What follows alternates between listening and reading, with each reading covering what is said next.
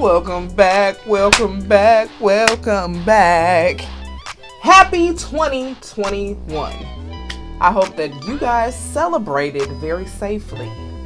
Welcome to Single Mom's Memoir. I am Camille J. Thank you for liking, sharing, and subscribing. And if you are new, bienvenidos. Bet you didn't know I was bilingual, did you? Celebrating 2021 is great because 2020 was a very trying year. Even though we were in the midst, we still are in the midst of a pandemic, hopefully there were some things that you accomplished in 2020 that you're proud of, or that you can say that you've accomplished or conquered, whether if it's fears or small-term goals. So let's take a sneak peek to see what I accomplished over 2020. Good, bad, and ugly.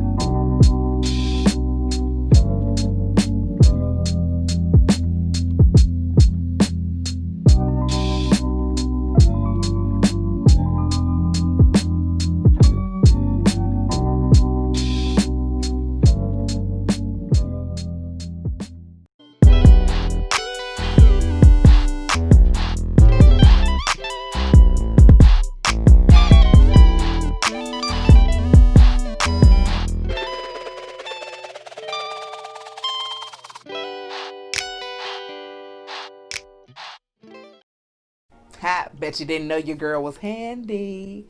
Not only do I look good, but I work good too. Whatever that means, just go along with it. 2020 was a really hard year. And we really hope that 2021 does not go in the same direction that 2020 had. Because it was riddled with death, uncertainty, a high job unemployment rate. But we don't want to focus on the negative parts. We want to focus on positive. And I think that's why the world is operating the way that it does, because we look at so much of the bad. So let's talk about starting new traditions. The 3 things that I hold true to in traditions are food, family, and finances. These are the 3 pillars, in my opinion, that hold traditions to be traditions.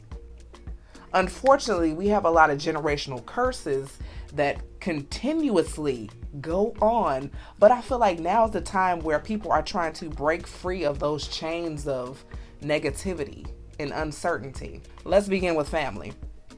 Quality time is one of the most important things that you can do with your family. I sit down every night with my sons and have dinner at 6:30. 8 o'clock at the latest, depending on how lazy I am and if I want to cook. But I make sure that that's the time when we sit down and we have time together where we are eating. And that time I also utilize for that to be the time where we have conversations. Those hard conversations. When we talk about how your day was, how your e-learning is going, what your difficulties are, what you want to do when you get older. Just have conversations. It seems like we've gotten so far away from actually just spending time with your family eating. Some people are in their rooms or they're eating in the basement. They're not doing it together. And I think that's really crucial. Now, along with family, it goes with conversations as well. Now, there is a time when you have to have those talks with your children about things that go on in the family that you may not be so proud of. Like that uncle that may look at little kids the wrong way. Or about that auntie that may be strung off dope. Or maybe that successful family member that doesn't really talk to the other family because they think that they're superior because of their financial status.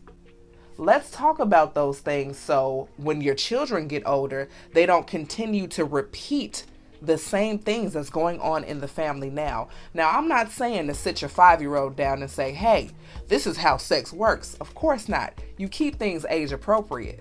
But these conversations are so important for the growth of your child, for your family, and for their level of success when they get older.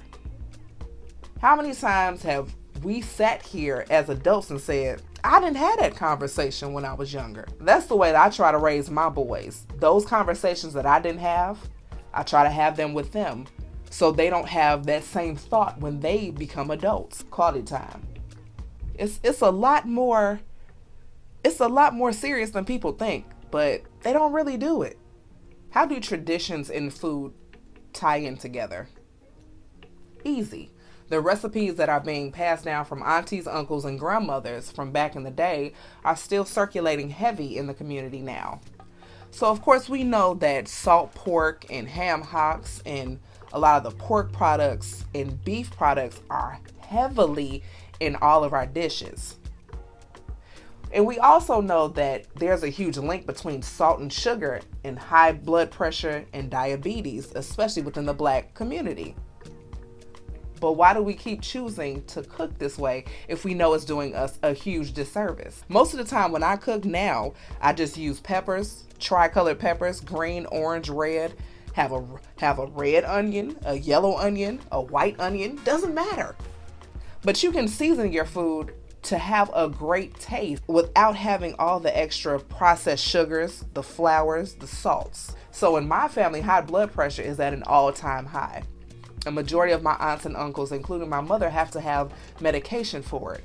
And it's not as if what they were consuming that made it bad. Whatever the genetic makeup is, Black folks are just, I guess, predisposed to have high blood pressure. I didn't do too much scientific research on it, but I will after this show. However, let's make better choices on what we're putting in our bodies in order to make it better. So traditionally, of course, Christmas, we have baked macaroni and cheese with about 4 or 5 cheeses, which we know that does not process well and break down, especially in the body, causes a lot of mucus buildup and acne. You don't believe me? Just look that up. We also have a lot of salt in our meats. We have chitterlings that people are still eating, hog maws. A lot of that stuff, if it's not cleaned correctly, it can make you deathly ill. So let's make better choices as far as when it's time to cook for holidays. It doesn't have to be the traditional food. It can just be whatever you make it. Make it good, but use some other seasonings. Now let's move on to the biggest one of them all, which is finances. I talk to my boys all the time about money.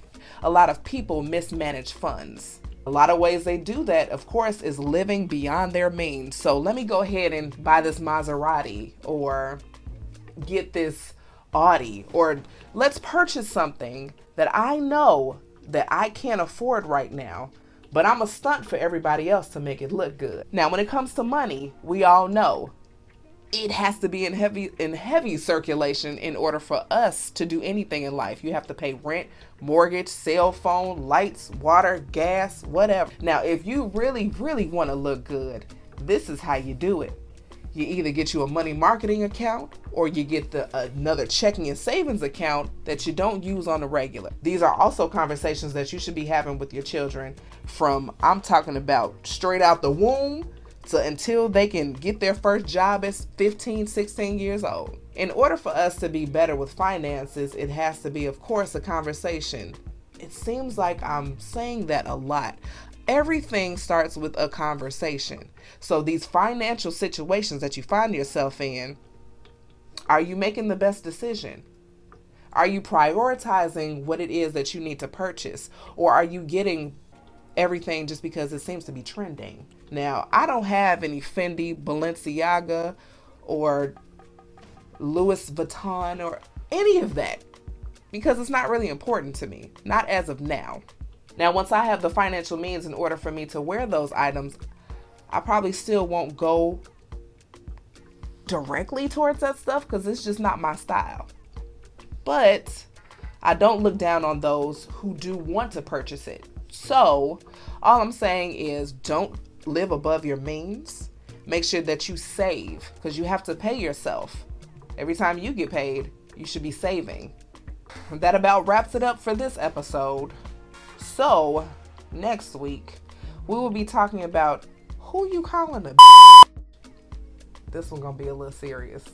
So until next time, manifest daily.